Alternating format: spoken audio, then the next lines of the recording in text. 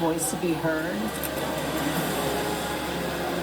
This is the survivors of Jeffrey Epstein. That was supposed to protect me. I don't remember a thing I've ever been taken.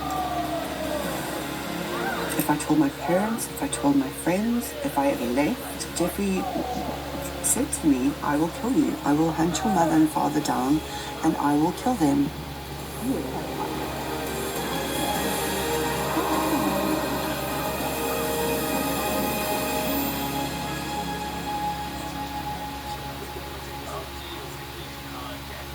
Just a week ago, the footage of Jeffrey Epstein's jail cell was released to the public with the promise of clarity. But what it showed wasn't complete. The angles were limited. The timeline felt off. And on July 11th, it came out that the metadata showed the video of Jeffrey Epstein's cell was edited with Adobe Premiere Pro, stitched from 2 clips and saved 4 times per The Wired magazine. The latest Truth Social post from Donald Trump on July 13th speaks volumes, not by what it says, but what it deliberately avoids. In a deflective rant, Trump brushes off the renewed scrutiny of Jeffrey Epstein as a quote-unquote waste of time and energy. He pivots to his greatest hits: Pam Bondi, the FBI, the 2020 election, Obama, Hillary, and the so-called radical left lunatics, without addressing the real issue: Epstein's client list. Let me be clear. This isn't about politics. This is about power, unchecked, unaccountable, and protected by wealth. It's about how the elite can buy silence, avoid persecution, and bury the truth. That client list doesn't just expose names. It exposes a system.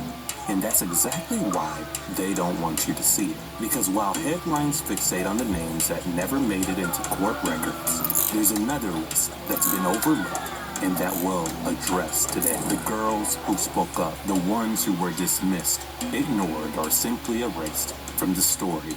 Since there's a lot of talk of how the victims or their parents never spoke up about Epstein.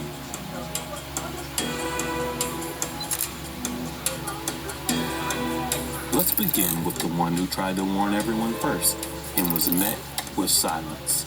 In 1996, Maria Farmer was a 26-year-old art student with an internship at a Manhattan gallery.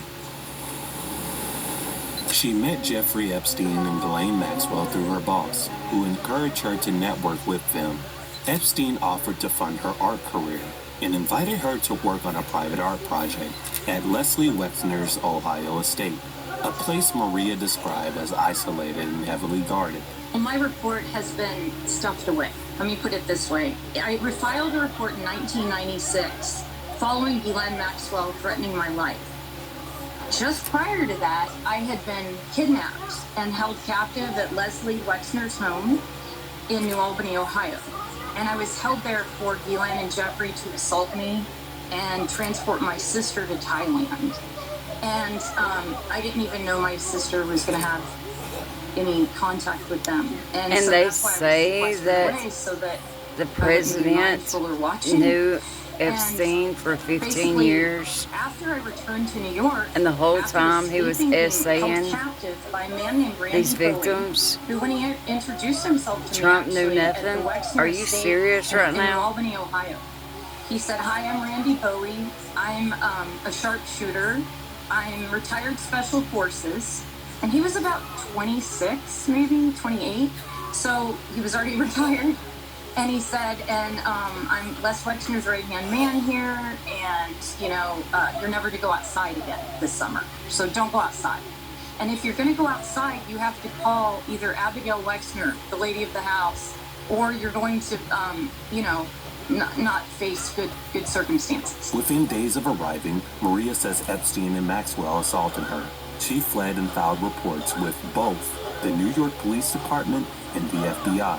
Nothing happened. The FBI took a statement, but the case never moved forward. Maria's claims weren't even mentioned when Epstein later faced charges. Years passed. Epstein expanded his network, and Maria watched it happen.